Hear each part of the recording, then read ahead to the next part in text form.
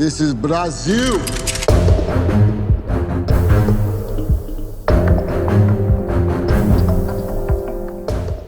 क्या आप जानते हैं कि दुनिया में एक ऐसी जगह है जहां इंसानों का जाना मना है क्योंकि वहां सिर्फ सांपों का राज्य चलता है। एक ऐसा देश जिसे दुनिया का फेफड़ा कहा जाता है, जहां अमेज़न के ऐसे जंगल हैं जिनमें आज भी ऐसी जनजातियां रहती हैं जिनका बाहरी दुनिया से कोई संपर्क नहीं है। जी हाँ, मैं बात कर रहा हूं फुटबॉल के जादूगरों के देश ब्राजील की। लेकिन ब्राजील सिर्फ फुटबॉल और रियो डी जेनेरियो नहीं है। यहाँ कॉफी पानी से भी सस्ती मिल सकती है और यहाँ के जेलों में कैदी किताब पढ़कर अपनी सजा कम करवा सकते हैं। आज हम आपको सैर कराएंगे साउथ अमेरिका के सबसे बड़े देश की। तैयार हो जाइए ब्राजील के वो राज जानने के लिए जो शायद आपने कभी नहीं सुने होंगे। इसी तरह की और रहस्यमयी जानकारी प्राप्त करने के लिए हमारे चैनल ट्रू हिस्ट्री को आज ही सब्सक्राइब करें और बेल आइकॉन को प्रेस करें। The Amazon mystery. ब्राजील, जो दक्षिण अमेरिका का सबसे बड़ा देश है, अपनी इमारतों से नहीं बल्कि अमेज़न के जंगलों से जाना जाता है। इसका 60% हिस्सा इन्हीं जंगलों से ढका है जिन्हें पृथ्वी का फेफड़ा कहा जाता है।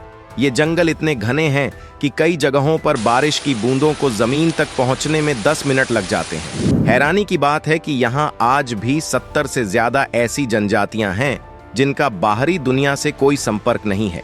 उन्हें हमारी बीमारियों से बचाने के लिए सरकार ने वहां जाना पूरी तरह बैन कर रखा है। और अमेज़न नदी का सबसे बड़ा सच, यह दुनिया की दूसरी सबसे लंबी नदी है, लेकिन इस पर एक भी पुल नहीं है। वजह यह है कि बारिश में यह नदी इतनी चौड़ी 40 से 50 किलोमीटर हो जाती है कि इस पर पुल बनाना इंजीनियरों के लिए नामुमकिन है। इल्हा दा क्वेमादा ग्रांडे साओ पाउलो शहर से लगभग 33 किलोमीटर दूर समुद्र में एक छोटा सा द्वीप है जिसे इल्हा दा क्वेमादा ग्रांडे कहा जाता है। आम भाषा में इसे स्नेक आइलैंड कहते हैं। यह जगह इतनी खतरनाक है कि ब्राजील की नेवी ने यहाँ किसी भी इंसान के जाने पर पूरी तरह प्रतिबंध लगा रखा है।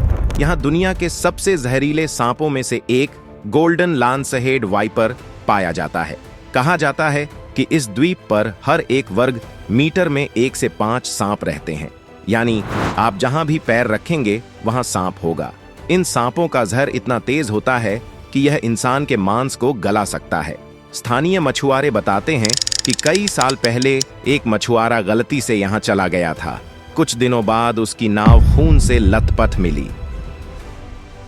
यहां केवल कुछ चुनिंदा वैज्ञानिकों को ही जाने की इजाजत मिलती है, और वो भी डॉक्टर और एंटीवेनम की पूरी टीम के साथ। तो अगर आप ब्राजील जाएं तो इस द्वीप के बारे में सोचने की गलती भी न करें।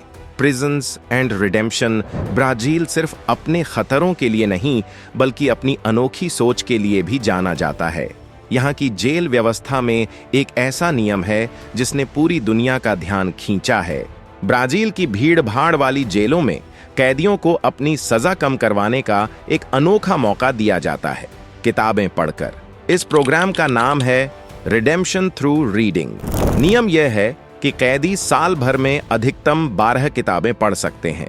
हर एक किताब पढ़ने और उस पर एक सही रिपोर्ट लिखने के बदले उनकी सजा में से 4 दिन कम कर दिए जाते हैं, यानी साल भर में वो अपनी सजा के 48 दिन कम करवा सकते हैं। ब्राजील सरकार का मानना है कि जेल का मकसद सिर्फ सजा देना नहीं बल्कि सुधारना है। अगर कैदी साहित्य, दर्शन शास्त्र या विज्ञान पढ़ेंगे तो जब वो जेल से बाहर आएंगे तो वे एक बेहतर इंसान और समझदार नागरिक बनकर समाज में लौटेंगे। ये सोच वाकई काबिले तारीफ है। मोर देन अ गेम, अगर भारत में क्रिकेट धर्म है तो ब्राजील में फुटबॉल जिंदगी है। ब्राजील दुनिया का इकलौता ऐसा देश है जिसने 5 बार फीफा वर्ल्ड कप जीता है।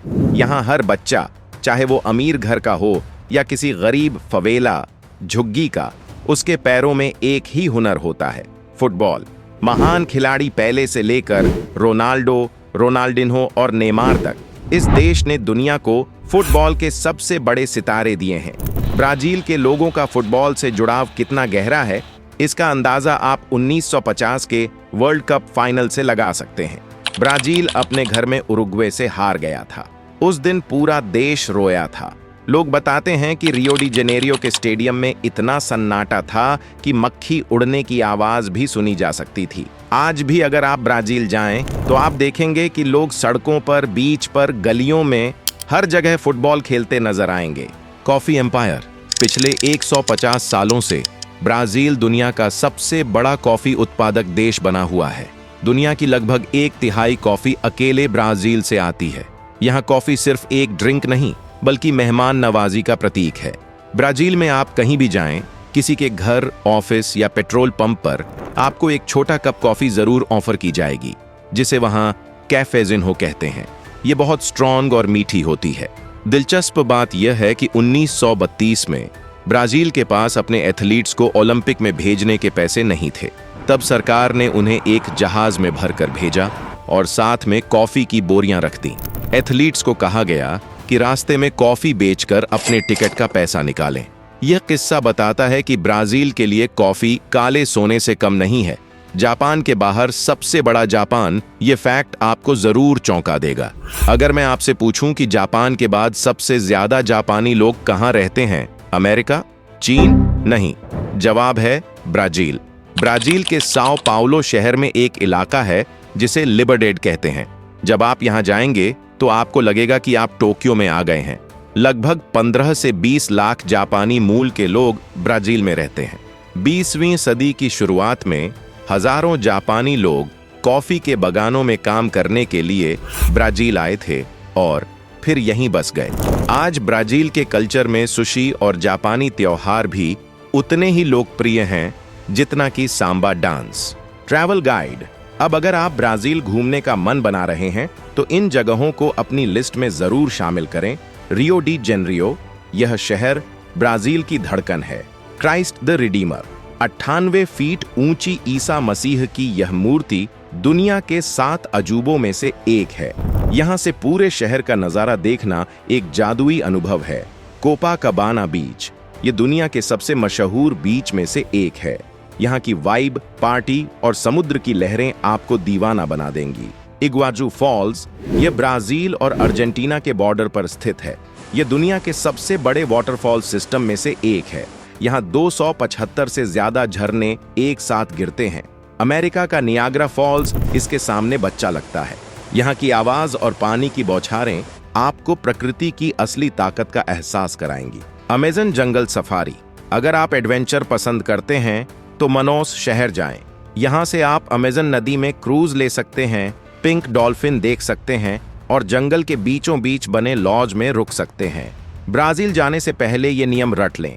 यहाँ हाथ मिलाने के बजाय गालों पर किस करके मिलते हैं। गलती से भी ओके का साइन न बनाएं, ये यहाँ गाली माना जाता है। वीजा नियम आसान है, बस जाने से पहले चेक जरूर करें। तो दोस्तों, यह थी ब्राजील की एक छोटी सी वर्चुअल सैर। अगर आपको यह वीडियो पसंद आया तो इसे लाइक करें और अपने उन दोस्तों के साथ शेयर करें जो सिर्फ यूरोप या दुबई जाने के सपने देखते हैं। ऐसे ही मजेदार और ज्ञानवर्धक वीडियो देखने के लिए हमारे चैनल को सब्सक्राइब करें और बेल आइकन दबाएं। जय हिंद।